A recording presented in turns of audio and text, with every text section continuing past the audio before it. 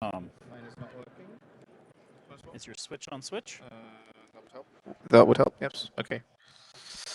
Yes, thanks, Wes. We're going to be doing a double act, as many of you have maybe seen in the past, on ground-to-cloud media transport integration standards approaches. And new this year, VSF TR-11. We have a number, whereas we were calling it GCCG, that mouthful last year. Now we will still obviously use this term, but we'll maybe use it less. The mouthful of ground, cloud, cloud, ground. Say that quickly.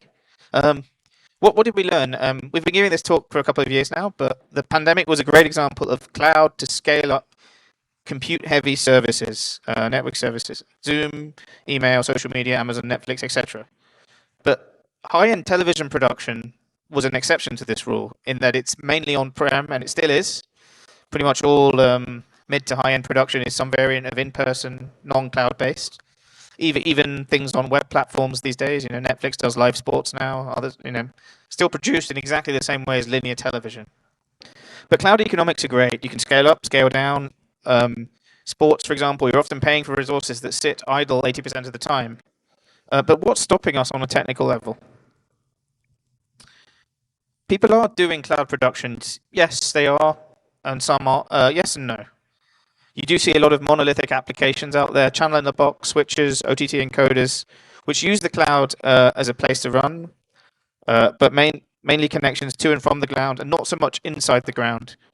So one of the ways we want to get a widespread benefit for the industry is multi-vendor interoperation via standard APIs, appropriate to task picture quality levels, which may mean uncompressed. So things like NDI wouldn't be covered by this in some respects. But mostly standards. NDI is a single vendor solution. So standards for ground, cloud, cloud to cloud, and an agreed mechanism for building these workflows. Right, and really, once you have that multi-vendor ecosystem, then you create the situation in the marketplace like we have on the ground today, where you can take the switcher you like and the camera you like and the storage you like and put them together and build a system, as opposed to being stuck in a single vendor monolith. So cloud production, what makes it difficult? And actually, probably one of the ironies of cloud production is actually the ground is one of the hardest parts of cloud production in the sense that you almost always have to integrate it with something on the ground into existing workflows and in both directions. So things like SDI, SD2110, satellite, cable, over the air. And this is where we'll sort of start introducing the concepts of timing models. These quote-unquote legacy workflows are not really legacy because they're obviously so highly used. They have well-defined linear timing models, SDI, SD2110, a VBV, and a transport stream. And this is one of the challenges because without a proper timing model, you end up with some kind of variable or undefined latency. For example, you cut between two cameras and see a goal again, or you see a racing car overtake again. And this is one of the reasons your web streams are 20 to 30 seconds behind broadcast. These guys don't have a timing model. They kind of send out, pick a delay and hope for the best. So yeah, why are your neighbors cheering before you found out the answer? And this is one of the reasons, lack of timing model. Likewise, intercutting the ground and the cloud, that requires some kind of well-defined timing. So we've got 2110, right? Lots of people here doing 2110. Why don't we just do 2110 in the cloud? And there's a few people claiming to do that, but this isn't possible right now as is in any public cloud. There's no full PTP stack in any cloud as far as I know. All clouds do time in a different way. Cloud networks are shared. They have packet loss. No portable way to use network card capabilities to 2110. You don't even know often what network card it is in the cloud, let alone whether it can do offload capabilities for 2110. But is this even worth bothering about? Is this even a good idea? And actually, the answer is no. We do not want lockstep linear processing in the cloud. We want to allow cloud processors instances to process data non-linearly, maybe sometimes faster, maybe sometimes slower than real time, but with a known worst case, so on average real time with a known bounded worst case. We don't necessarily want linear processes in the cloud, but we need to have a linear output to talk to the ground, because these ground systems exist. You're not going to change all the TVs, all the other masses of infrastructure. Right, but the key thing is we'd like to have a way that instead of just adding buffering and adding buffering and adding buffering to soak up these variations in latency, we'd like to be able to bound the buffering so that the latency through some cloud workflow is as short as we can make it, but have it work. Yeah, so this poses a few technical challenges such as synthetic sources or clipped graphics played out from the cloud. John, I think will talk about that a bit later. One of the big changes is we intend to use cloud vendor-specific transport. So to get the benefits of the cloud, we must trust the cloud. And many cloud providers have some form of bulk transport protocol. But we would like to have requirements based on that. So we would need throughput reliability, so throughput, a fixed some amount of data rate that we need, say HD video, reliability, some no loss, or a loss that is constrained in some respects, and in some sort of bounded time.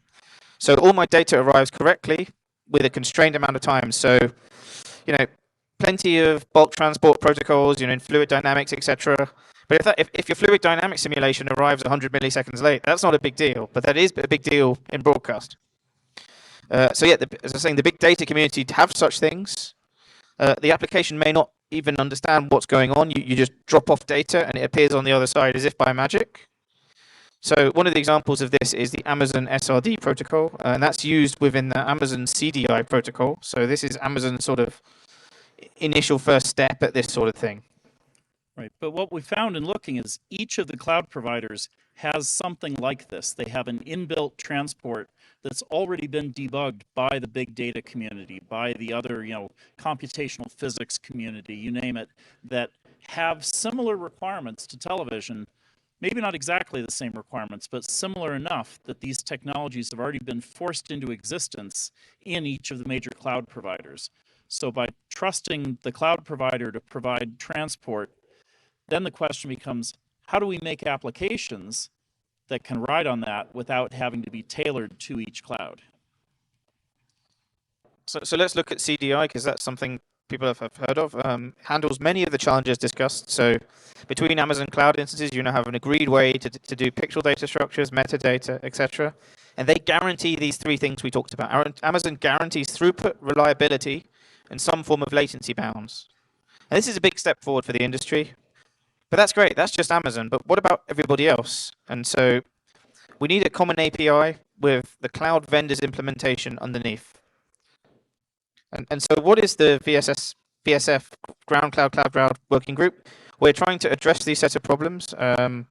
My personal view, maybe the last difficult problem in broadcast production. How do I do a complex multi-channel production in the cloud with comparable latency to on-prem and get it to the viewer?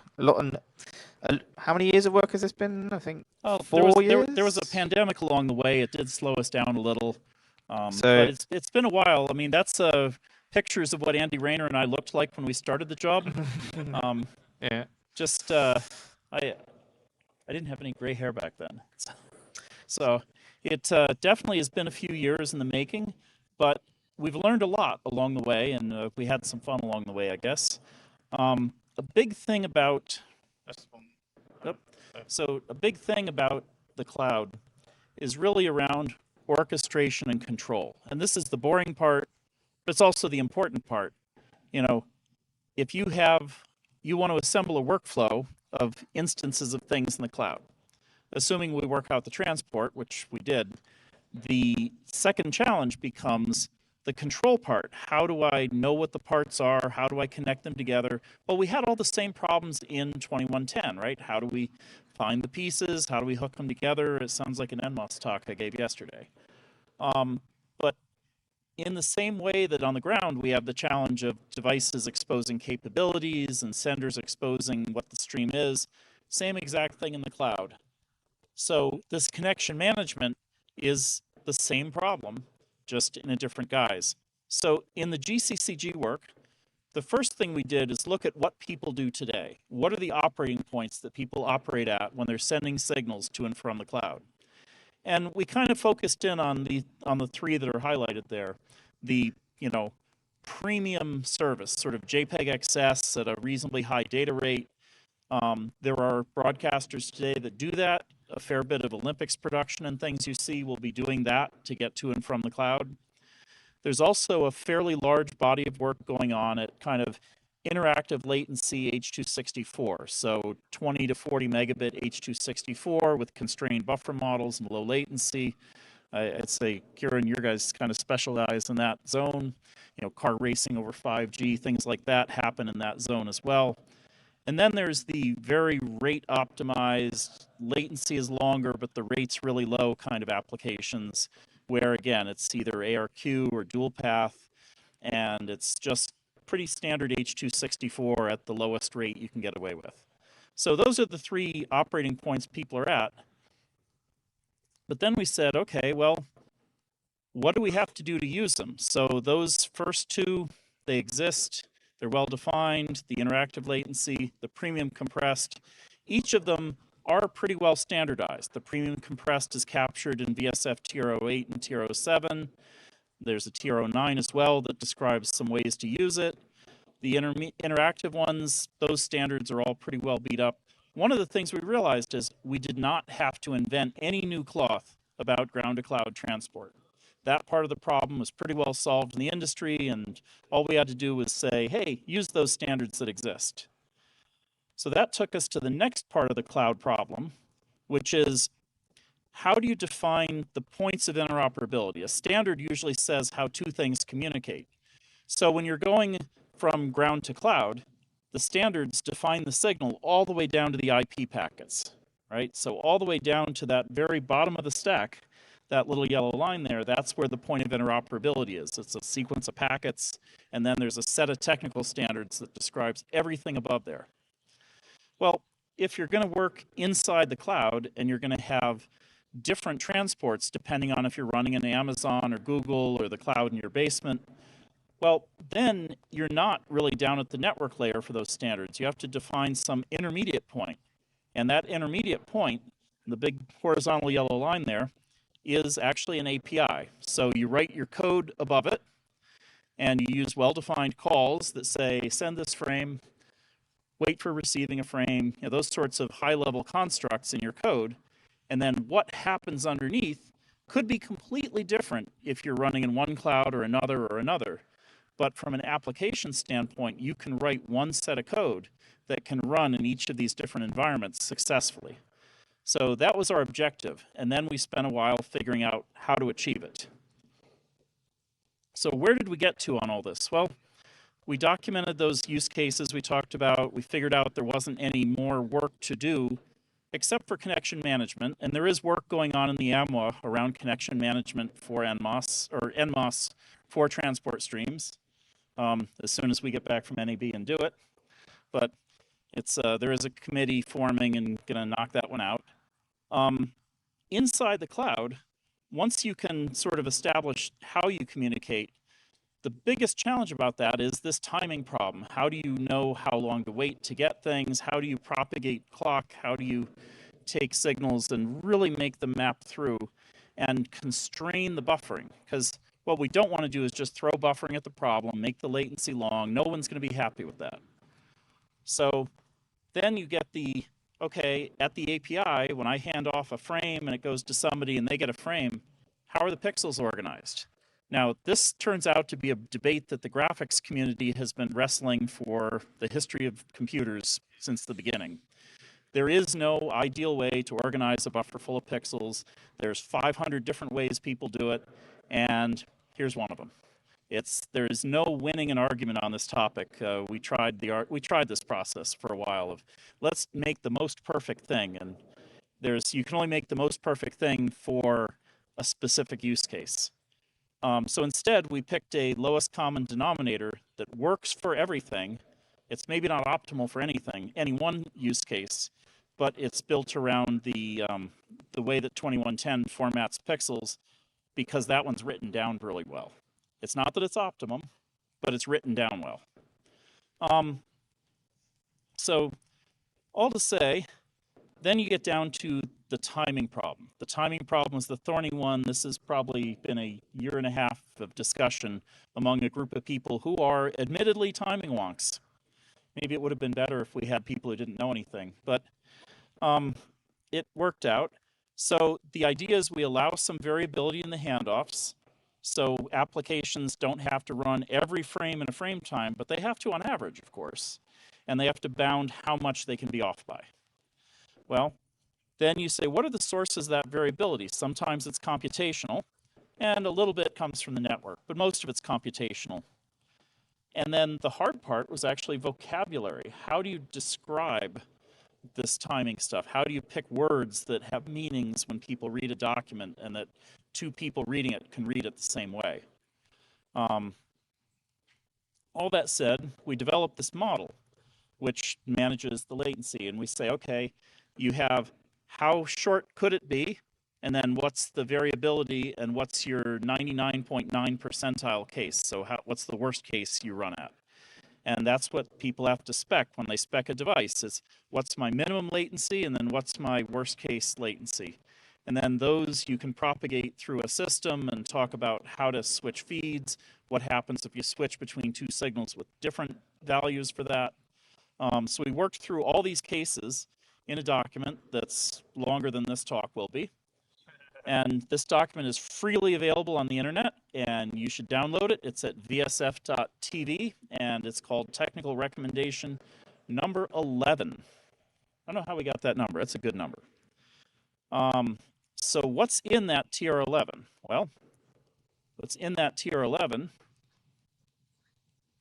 I got bit by this earlier.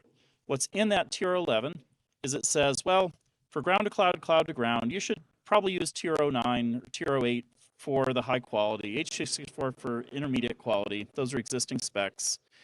And for this inside the cloud handoff, you can identify senders and receivers using NMOS, extended for the purpose, and the spec says how to do that. You can initiate connections and make connections using ISO5, again, extended to the purpose, and the spec says how to do that. NMOS is remarkably extensible. And then for the format of the data, we have a method in there that's described, and also you could advertise different methods and use them if you had applications that supported something else. But this one method with the 2110p group structures is what we defined to be the minimum common denominator, that you have to at least speak that one. And this document's done, it's published. It's published as a draft. Now, what does draft mean? Draft means that we'd appreciate comments. And so in the spirit of the way the internet works, it's published on GitHub. You can make comments. You don't need to be a member of any organization to do it. I think you have to have a GitHub login, but that's free and easy.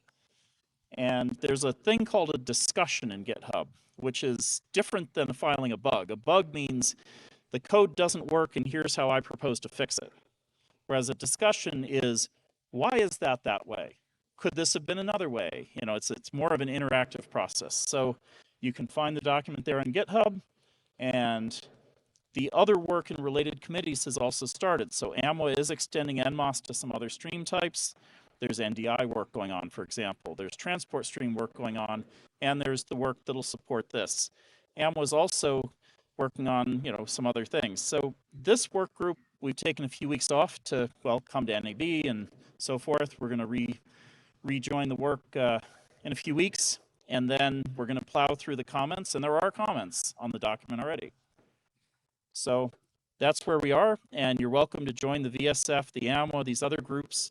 There is no magic somebody else that's moving these standards forward. These are all volunteer organizations of engineers from vendors and customers and some private consultants who just like to do it.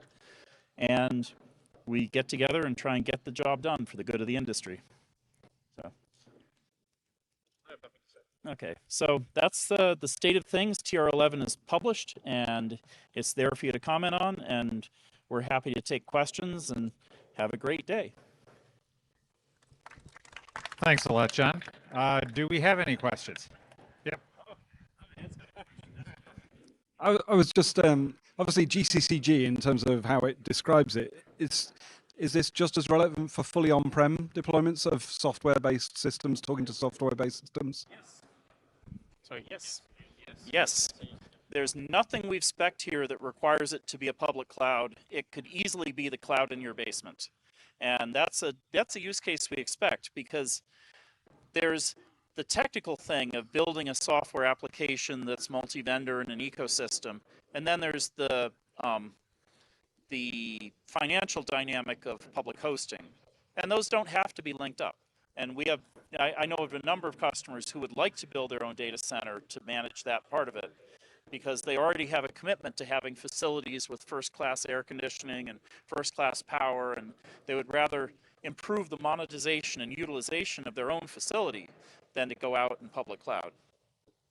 So absolutely, yes, you should be able to do that, but you got to figure out what is your transport mechanism underneath.